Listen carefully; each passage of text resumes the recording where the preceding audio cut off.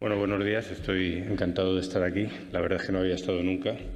Bueno, voy a daros una pequeña pincelada de cómo veo yo esto de la inteligencia artificial y voy a intentar dar una mini idea de cómo funciona y en qué se está aplicando en concreto en ciencia, que es a lo que yo me dedico.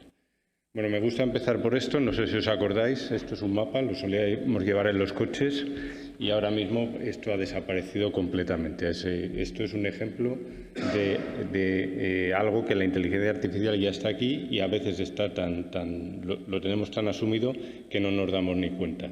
Ahora mismo sacas un móvil, antes era un aparatito específico para hacer esto que ya era mágico, ahora con un móvil coges y ya lo de los mapas ha desaparecido. Por supuesto, no es lo único. Pues tenéis un montón de aplicaciones que se usan prácticamente cada día. Yo, por ejemplo, uso el Google Translate. Antes esto era como una broma. Yo de vez en cuando tenía un rato así perdido y estaba cansado, decía, bueno, voy a ponerle al Google Translate a ver qué... Porque era gracioso a veces lo que traducía, ¿no? Bueno, ahora pocas gracias.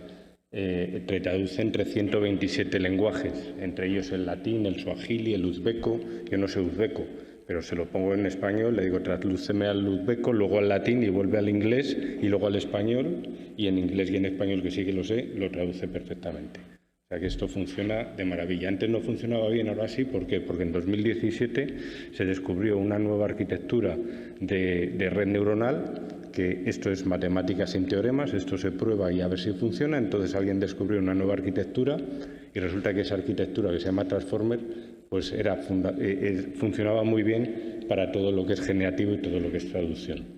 Entonces, esto inmediatamente Google lo puso en su máquina, sustituyó por dentro, nosotros no lo vemos, pero sustituye todo lo que es el Google Translate y de repente esto pues funciona cuando antes no funcionaba.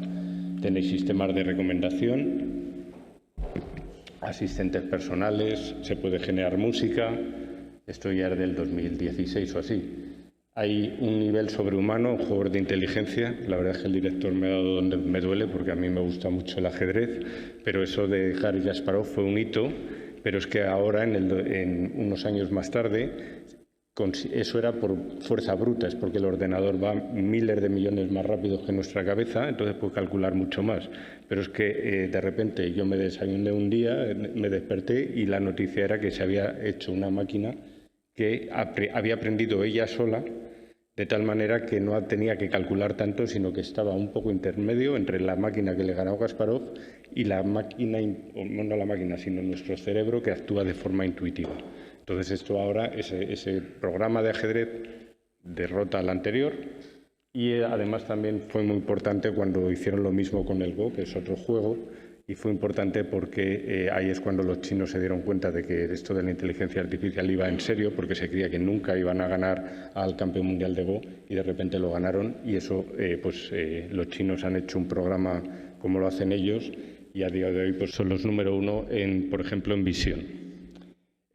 Bueno, y luego el bombazo fue en noviembre del 22 y ahí hay que prácticamente decir incluso el día, no el año ni el mes, sino el día, cuando se apareció el ChatGPT, y esto pues ha sido un bombazo. Unos meses más tarde ya lo usaban 100 millones de personas y ahora es una cosa que supongo que saldrá en la mesa redonda, pero que se usa. Yo lo uso esta mañana antes de venir aquí para una cosa que creo que es bastante interesante. Bueno, además nos sorprende. O sea, lo que pasa es que hemos llegado a un momento que la inteligencia artificial, a mí por lo menos, creo que a todos nos sorprende mucho. Entonces ahora, por ejemplo, se puede poner texto y generar imágenes. Este es un texto que yo le puse a un programa que genera imágenes. En esa época yo creía que había que ponerlo en inglés. Y entonces le puse el texto, es una imagen de dos redes neuronales amistosas jugando ajedrez en Zaragoza, hazlo surrealista, y le puse eco-friendly pues para liarla, a ver qué salía, ¿no? Y lo que salió es esto. Entonces, pasó de mí en Zaragoza, yo no veo ahí Zaragoza, no veo nada de eco-friendly, pero desde luego a mí me maravilló esto.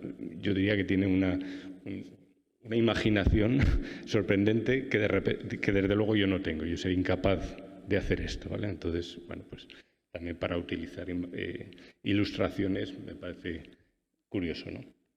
Bueno, esto ha generado, este desarrollo y este tren que se nos viene encima de algo completamente novedoso, pues ha generado una preocupación social, ¿no? Que no es nueva. Ya tenemos mitos de qué ocurre cuando creamos algo que tiene una cierta inteligencia o es autónomo, pues tenemos el Frankenstein, tenemos el Golem, tenemos un montón de cosas, luego el Terminator, etcétera, ¿no? Hay una cosa que da un poquito de miedo, que es lo que se conoce como la singularidad, que es el momento en que una máquina inteligente pueda ser capaz de diseñar otra máquina inteligente mejor que lo que hacemos nosotros.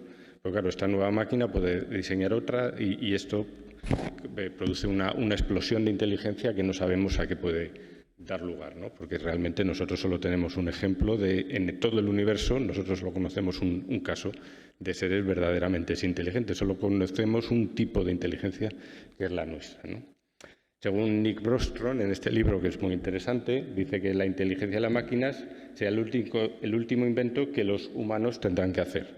Bueno, inteligencia se refiere por inteligencia general, que es el momento en que una máquina es mejor que nosotros en todos los aspectos, o por lo menos en diseñar una máquina mejor. Eso todavía no lo tenemos. Es mejor en algunos aspectos, como jugar al ajedrez, jugar algo, hacer imágenes a lo mejor, pero no en general, ¿no? Bueno, en cualquier caso, lo que está claro, y yo creo que este es el mensaje, es que la humanidad va a tener que tomar decisiones y para eso es bueno que estemos todos informados de qué está ocurriendo, ¿no? Porque algo vamos a tener que hacer. Bueno, la idea de por qué se ha llegado a esto, pues esto es bueno, yo me he dado cuenta, no solo yo, pero vamos, es que la programación lleva bastante tiempo ocurriendo. Los ordenadores empezaron como en los años 50, antes había habido ya ideas de programación, por supuesto, pero el resumen es que somos bastante buenos, lo que nos es difícil de hacer. Por ejemplo, las matemáticas, pues incluso matemáticas relativamente sencillas, pues uno tiene que ir al colegio, luego igual tiene que hacer una carrera, etcétera. Cuando tiene 17, 20 años, pues es capaz de programar matemáticas, pero claro, le ha llevado bastante tiempo aprender eso. Por ejemplo, hacer un programa que calcule la exponencial, pues yo eso lo sé hacer. Me parece fácil, pero claro, me parecía fácil cuando tenía 20 años, ¿no? Sin embargo, somos muy malos lo que hacemos de forma automática, lo que no sabemos cómo hacemos. Por ejemplo, ver. Yo os veo ahora mismo a vosotros, veo colores, veo sillas, pero si yo tengo que programar eso, es que yo no sé cómo veo. Entonces, ¿cómo lo voy a programar? ¿Cómo le voy a decir a una máquina programar de la forma tradicional, que es hacer una serie de reglas donde le digo exactamente los pasos que tiene que seguir para llegar a un resultado? Si yo no sé cómo lo hago. Entonces, eso es muy complicado. Sin embargo, la idea, el nuevo paradigma, que es aprendizaje automático, es hacer que una máquina aprenda de ejemplos, pero de la misma manera que aprendemos nosotros cuando somos niños. Coges, empiezas a jugar, a ver qué funciona, a ver qué no funciona, y esta idea de a ver qué funciona, qué no funciona, va a estar luego en lo que os voy a contar. Entonces, la idea no es darle una regla donde la máquina tiene que seguir exactamente lo que nosotros le decimos que haga, sino darle unas pautas para que, dando unos ejemplos, dentro cambie su programación, cambie la forma de actuar, de tal manera que se adapte para reproducir las estrategias o los valores que tiene que tener una función o las estrategias que le lleva a algo que es exitoso con algún criterio de éxito, ¿no? Bueno, entonces, ¿cómo aprende un ordenador? Bueno, pues esencialmente lo que tenemos que hacer es una transformación. Tenéis que ver que todo esto tienes una entrada, que pueden ser unos datos, un número, y tienes una salida, por ejemplo. Eso es una máquina. Le metes un 7 y te da un 49. Seguramente está haciendo el número que le metas al cuadrado. Pero otra máquina puede ser, le das una posición de ajedrez y te dice cuál es la mejor jugada siguiente. Otra máquina puede ser, le das una imagen de un gato y te dice esto es un gato, ¿vale? Todo esto son máquinas, son transformaciones. Una entrada te produce una salida. Lo que pasa es que, como veis, algunas son numéricas, otras son en el ámbito del ajedrez, otros en el ámbito de la imagen. Pero lo que ocurre es que todo esto lo podemos poner en forma matemática. Por ejemplo, una foto de un amigo mío que me da mucho mal cuando monto en bicicleta, y por eso me siento capacitado de ponerle de ejemplo aquí para que os riáis todos un poco de la nariz de mi amigo. Entonces, este es mi amigo está en Benasque, voy a la nariz. Bueno, la nariz es una imagen, pero está hecha de píxeles. Entonces, esto es lo que ve el ordenador. No ve una nariz, El ordenador no sabe lo que es Benasque, no sabe lo que es una montaña, no sabe lo que es... Solo tiene un conjunto de números. Y a partir de ese conjunto de números, con un programa, puedes decir, pues, identifícame lo que es una nariz, o identifícame lo que es una persona, etc. Entonces, una imagen es un conjunto de números. Un texto es un conjunto de números. Podemos coger este texto, por ejemplo, que ya os tengo que confesar que no lo he escrito yo, y podéis coger y hacer un diccionario donde a cada, por ejemplo, en, que es la primera que aparece, le pongo un 1. El un le pongo un 2, porque es el segundo. Por supuesto, cuando llegue el siguiente en, no le voy a poner su posición, entonces no haría nada, sino que en siempre va a ser un 1. Y ahora cojo todo este texto y con este diccionario, pues este texto se me convierte en una ristra de números. Así que cuando usáis ChatGPT no está usando palabras, está usando una ristra de números. Así que estas transformaciones solo las tenemos que hacer una transformación matemática. Le das un conjunto de números de entrada y la solución es algún número de salida. Y lo que tiene que encontrar la máquina es cuál es la solución para clasificación de imágenes o clasificación de texto, o cuál es la siguiente palabra, le das una ristra de palabras, cuál es la siguiente que es más probable que vuelva a ser un número. Solo trabaja con números. Entonces, ¿qué podemos hacer? Pues imaginad que tenéis un conjunto de números y ahí lo que tengo es una función que no es nada más que una transformación. Le dais un valor, por ejemplo 4, aquí no se ve, pero el 4 le corresponde más o menos el 10, el punto es el 10, ¿vale? Sencillamente una entrada le das un valor de salida. Esto de aquí nosotros vemos que es una recta, pero rectas hay muchísimas. ¿Cómo puede aprender el ordenador cuál es la recta que mejor pasa por todos esos números? Pues de una forma muy sencilla. Cogemos una recta cualquiera, que sería la del segundo panel, y ahora lo que hacemos es variarla un poquito en alguna dirección, por ejemplo, tumbándola hacia arriba. Esa recta, como veis, entre la recta roja y los puntos negros hay una cierta distancia, que en el caso del segundo panel es grande. Varío un poquito la recta y tengo el tercer panel y, como veis, esa recta se parece más, se está acercando a los puntos. Voy en la buena dirección, pues sigo rotando la recta en esa dirección. Tengo el cuarto panel. Voy en la buena dirección, lo voy rotando. Si fuera en la dirección mala, la rotaría en la otra dirección. O sea, yo voy haciendo pequeños cambios a esta función hasta que me ajusta a los puntos, o que me ajusta de la mejor manera. Claro, todos los datos, en casos realistas, esto es un ejemplo súper sencillo. En una clasificación de imágenes tú tienes todos esos píxeles y los valores de los píxeles y le tienes que decir si es una nariz, un 1, o si no es una nariz, un 0. Es una transformación más complicada, pero la idea es esencialmente la misma. Si tienes unos datos más complicados, necesitas una función matemática más complicada que te la representes. Y aquí el avance crucial que ha sido en inventarse unas funciones matemáticas que se llaman redes neuronales, que esencialmente pueden ajustar cualquier cosa. Pueden ajustar si unos píxeles son una nariz o cuál es el siguiente texto, pero esto es lo que hay detrás. Es un avance matemático de una familia de funciones que tiene por dentro la capacidad de adaptarse a cualquier cosa. ¿Y cómo aprendes? Pues variando un poquito la función, la varía, y si se acerca a los datos, ese movimiento es bueno y si no, es malo. Entonces, se busca la red neuronal que minimiza la distancia entre los datos y las predicciones, y este es el proceso de aprendizaje. Cuando ya está enseñada, pues le metes los datos y te da la respuesta. Así que esto es cómo funciona por detrás una red neuronal. Entonces, el progreso que ha posibilitado el avance que tenemos en inteligencia artificial, además de haberse encontrado esta familia de funciones que ya se conocía de antes. Bueno, pues hay tres esencialmente. Uno es el tremendo avance en la computación por la capacidad de memoria. No sé si yo creo que ninguno somos conscientes del avance que ha habido en la memoria electrónica desde los años 50 aquí hasta los años 2015. Eso es cómo ha crecido. Bueno, ese es en concreto cuántos bytes de memoria puedes comprar en un euro. Y esto de aquí, fijaros, esa escala es una escala logarítmica, es decir, que cuando vas de un peldaño al siguiente, todo se multiplica por 10. No es que vayas de 1 a 2, es que vas de 1 a 10, ¿vale? Entonces, bueno, resumiendo, si este descuento se hubiera hecho a todo, desde 1900, bueno, al oro en concreto, desde 1955, ahora, con este descuento, o sea que la memoria es 10 elevado a 13 veces más barata. Con este descuento te podrías comprar todo el oro del mundo por €1. Ese es el avance que ha habido en memoria. En cuanto a velocidad de computación, esta es la gráfica del avance del número de cálculos por segundo que te puedes comprar con 1.000 euros, desde principios del siglo pasado hasta la década pasada. Aquí es la velocidad, el avance ha sido 10 elevado a 18. Es un 1 seguido de 18 ceros más barato. Si este descuento te lo hacen ahora con todas las cosas que se producen en el mundo, te podrías comprar toda la producción mundial con 1 céntimo de euro. O sea, esto ha sido un avance espectacular. La memoria es súper barata, hacer cálculos es súper rápido.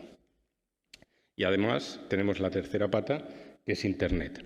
En 1989, un grupo de físicos, hartos de intercambiarse los datos que se generaban en el CER con cintas magnéticas, yo conozco gente en Madrid que iba hasta el CER y se traía el coche lleno de cintas magnéticas y luego estaban todo el año analizando, pues hartos de eso se les ocurrió transmitirlo por la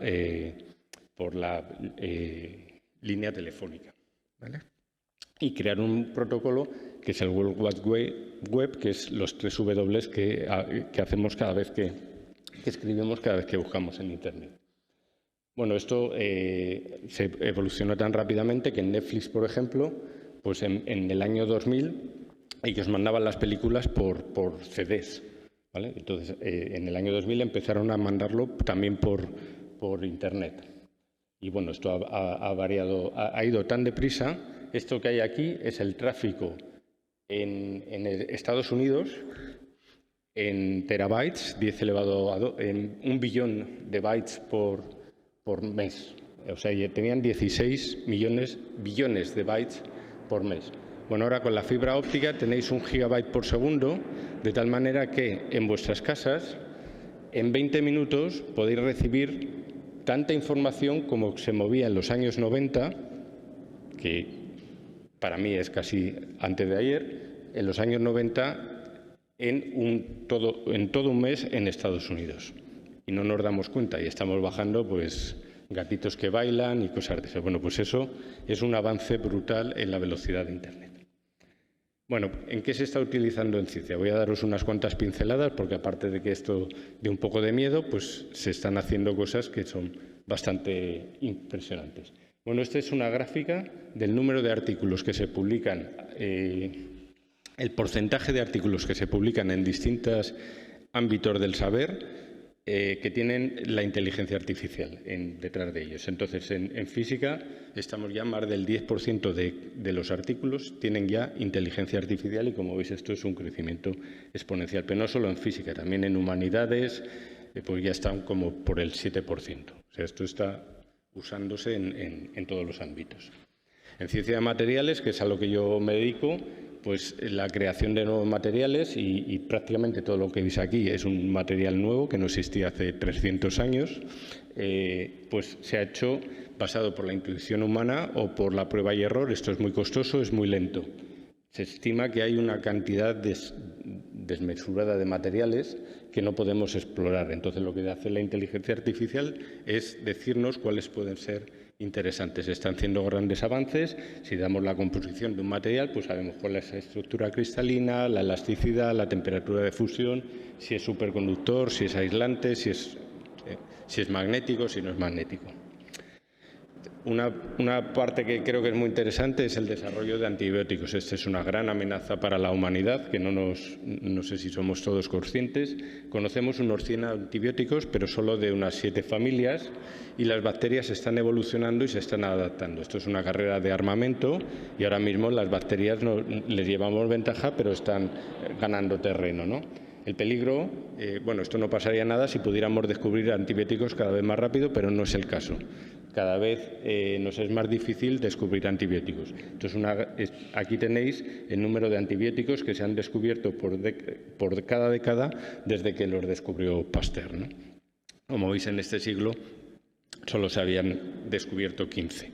Bueno, pues hace un año, con la ayuda de la inteligencia artificial, se ha descubierto un nuevo antibiótico, pero además uno que es muy interesante porque va en contra de esa bacteria, que es una es una de las 3 superbacterias que están catalogadas como amenaza crítica por la OMS y que mata a unas 250.000 personas al año porque es resistente prácticamente a todos los antibióticos. Entonces, bueno, ahora tenemos un arma para acelerar el descubrimiento de antibióticos y, bueno, yo creo que esto cambia la percepción incluso que tenemos de la vida. Yo a veces he pensado que cuando, no sé, en el siglo XVI o el siglo XV, cuando se lanzaban ahí en un barco y se iban ahí por el mundo, pues suena como muy arriesgado, pero bueno, es que esas personas igual la vida era muy arriesgada para ellas y pensaban que cualquier día se hacían un corte y se morían, entonces ¿por qué no coger un barco y a ver qué pasaba, ¿no? No sé, es una posibilidad, pero desde luego su visión de la vida podía ser muy distinta a la que tenemos ahora, que si tenemos una infección vamos, nos ponemos un antibiótico y al día siguiente estamos funcionando. Eso podría cambiar si las bacterias nos ganaran. Bueno, en medicina la detección de cáncer de pulmón a partir de radiografías ya tiene niveles sobrehumanos por la inteligencia artificial y bueno, hace un mes la inteligencia artificial descubrió que había 2 tipos de cáncer de próstata, no uno como se creía. Entonces el cáncer de próstata tiene muy buen pronóstico, te operan y parece que hay unas posibilidades muy altas de que salgas, pero tu nivel de vida, tu calidad de vida se ve fuertemente reducida porque la intervención puede ser agresiva. Ahora de repente se ha descubierto que hay 2 tipos, uno que tiene una evolución maligna y ese habría que operar y otro que no tiene una evolución maligna y a las personas que le están operando pues le están haciendo un flaco favor. Pero bueno, esto es un desarrollo que, así es la ciencia, ¿no? Se va aprendiendo, ¿no? A mí esta noticia pues me parece especialmente interesante para mí en concreto. No tengo cáncer de próstata, pero bueno, estamos en el rango de edad que esto fue una alegría, ¿no? Y nada, voy a acabar con esto, que es una imagen que salió en el Economist también hace poco, en octubre del 23, que yo creo que es un poco, refleja un poco la preocupación. Esta es la Tierra diciendo: echo de menos la Guerra Fría, cuando todo lo que me preocupaba era la aniquilación nuclear, porque ahora pues tenemos las guerras, el cambio climático, las pandemias y también pone la inteligencia artificial. Bueno, creo que está bien para reflejar la preocupación social que hay, pero creo que es un poco injusto porque, no sé si puede ayudar a cambiar la guerra, pero desde luego la inteligencia artificial nos puede ayudar a avanzar en el desarrollo científico que puede cambiar el problema del cambio climático y desde luego las pandemias pues es algo que están ahí, que afortunadamente la última la hemos sobrellevado, gracias a la ciencia pues no ha sido tan mala como podía ser y la inteligencia artificial nos puede ayudar a resolver este problema de las futuras pandemias y otros posibles problemas que nos pueden salir, porque al final la ciencia pues nos da poder y el poder hay que usarlo bien, se puede usar bien, se puede usar mal y con esto vuelvo a que la humanidad tendrá que tomar decisiones, pero y que la inteligencia artificial pues está acelerando el desarrollo científico en este momento. Pues nada, con esto acabo. Gracias.